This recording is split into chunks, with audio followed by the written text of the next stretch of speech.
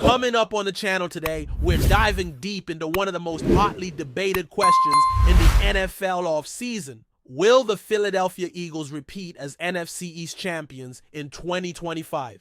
Now I know what you're thinking, repeating. In the NFC East feels nearly impossible. There hasn't been a back-to-back winner in this division since all the way back in 2004. That's 20 years of total chaos and unpredictability. But when you look at what this Eagles team has built top to bottom, the case for them repeating is as strong as ever. Let's get into it. The first thing that jumps out at you is just how talented this roster is.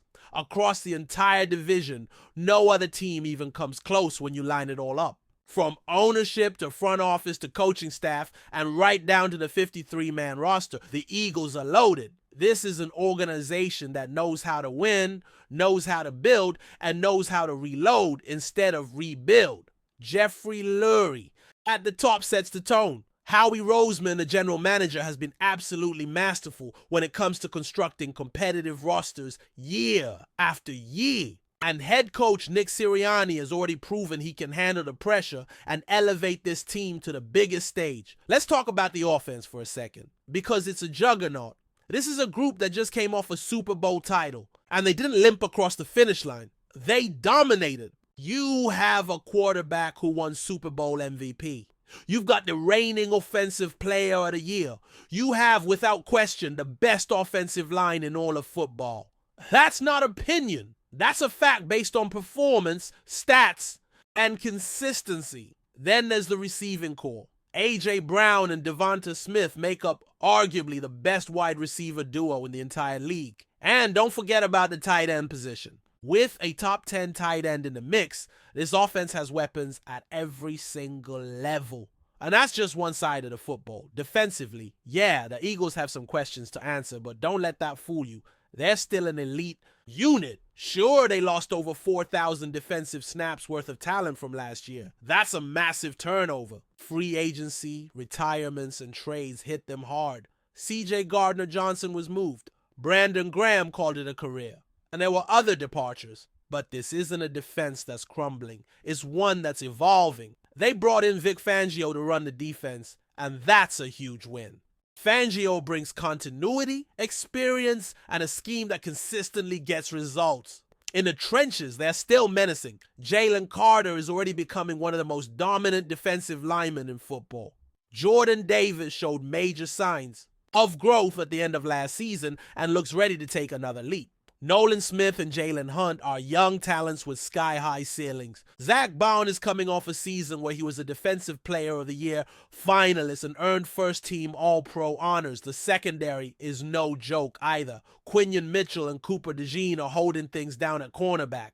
Reed Blankenship is a reliable presence at safety. And there's enough talent in the room to figure out who fits best next to him. Are there unknowns? Absolutely. Who lines up opposite Mitchell? Who starts next to Bowen? Those are questions that need answering.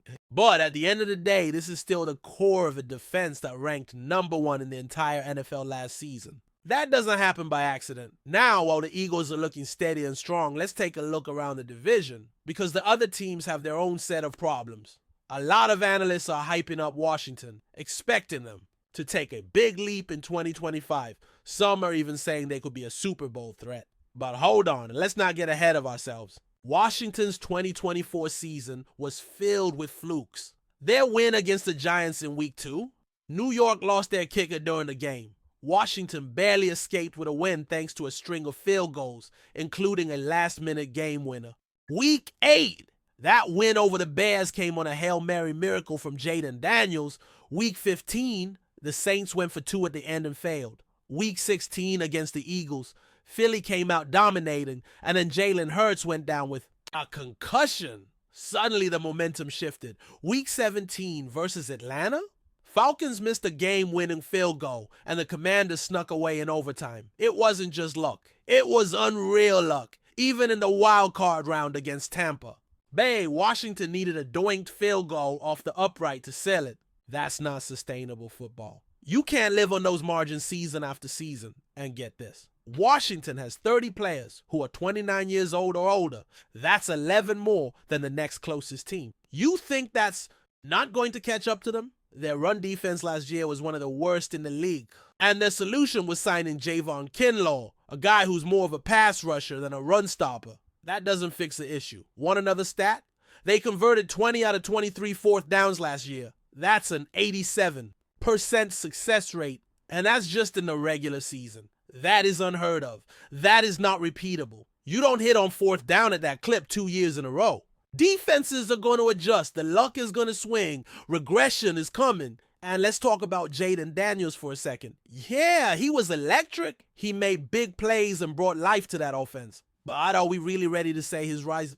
It is automatic. Every year, we see quarterbacks burst onto the scene and then take a step back once defenses have tape. There's no denying his talent, but to just assume he'll keep ascending without any bumps is a bit naive. It's not how this league works. Then there's Dallas. Honestly, the Cowboys don't scare me at all. They brought in Brian Schottenheimer as head coach. Yeah, that Brian Schottenheimer, the guy who's had underwhelming offenses everywhere. He hasn't called plays in forever, and there's probably a reason for that.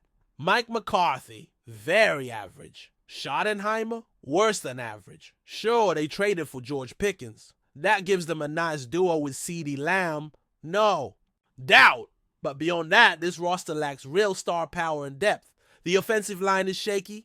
Dak Prescott had a rough year. Only 8 games played and 8 interceptions thrown. His efficiency numbers were among the worst of his entire career. Dallas couldn't stop the run last season, and that's not something you fix overnight. Meanwhile, Philadelphia's run defense was elite. Their run offense was elite. That matters in this division. And the New York Giants? Come on. Is Russell Wilson supposed to scare people? He's closer to being washed than being reborn. His backup options are either Jameis Winston or Jackson Dart, neither of whom scream long-term solution. Malik Nabers is an exciting young wideout, no doubt.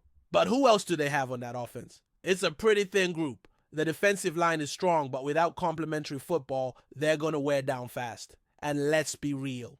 The way this team has been coached and managed recently reeks of desperation. Brian Daboll and Joe Schoen know they're on the hot seat, and it shows in how they're building. Ownership, front office, roster. It's all still years behind what Philadelphia has built. Speaking of Philly, let's not forget this team just blew the doors off the Kansas City Chiefs in Super Bowl 59. They dominated, and they did it with confidence, poise, and physicality. They've proven they can win the big one. They've proven they can do it in style. This wasn't a fluke run. It was a statement. And what makes it even scarier for the rest of the league? The hunger is still there. They're not satisfied. You'd think after winning it all, there might be some complacency. Not with this group. From the front office to the coaching staff to the players, these guys want more. The reason this team continues to separate itself from the rest of the pack is because of the way they're built. The Philadelphia Eagles aren't just talented. They're versatile. That's a word that doesn't get used enough when talking about great football teams, but it absolutely applies here. If a team wants to turn it into a shootout, no problem. The Eagles can air it out all over the yard. They've got the arm talent, the route runners, and the offensive creativity to put up points in bunches. But if the game turns into a grinded out battle where they've got to run the ball, chew clock, and win with physicality, they're built for that too. Saquon Barkley behind that offensive line, paired with Jalen Hurts' ability to use his legs, that's a nightmare combo for any defense. Teams know it's coming, and they still can't stop it. Weather doesn't faze them. Rain, snow, heat, wind. It doesn't matter, indoors or outdoors, turf or grass. They're built to adapt, and that's what makes this team championship caliber. It's not just about talent. It's about being able to win games in multiple ways, in multiple environments, against all kinds of different opponents. That's why they're not just a threat in the NFC East. They're a legitimate contender to win the whole thing again. And just look around the conference. Who really scares you? Before we continue, don't forget to subscribe to our channel and give this video a like. Your support helps us keep delivering the latest updates on our Philadelphia Eagles. And don't be shy. Share your thoughts on the news in the comments below.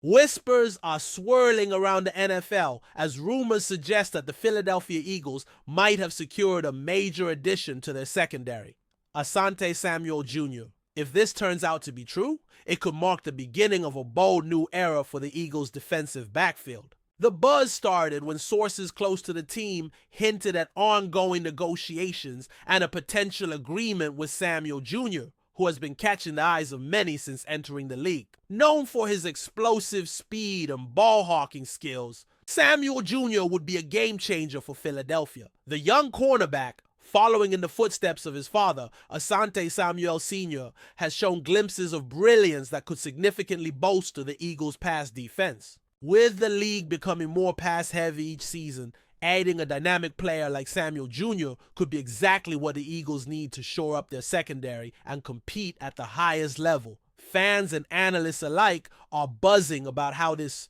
potential signing could reshape the team's defensive strategy. Philadelphia has been searching for a lockdown corner to pair alongside their existing talent, and Samuel Jr.'s style of play might just fit perfectly. If the deal goes through, it could signal a shift in philosophy, focusing on aggressive, physical coverage and creating turnovers. Though nothing is official yet, insiders suggest the Eagles are eager to finalize terms, making it clear that they view Samuel Jr. as a cornerstone of their defensive future. The timing seems right too, as the team looks to build momentum heading into the next season and beyond.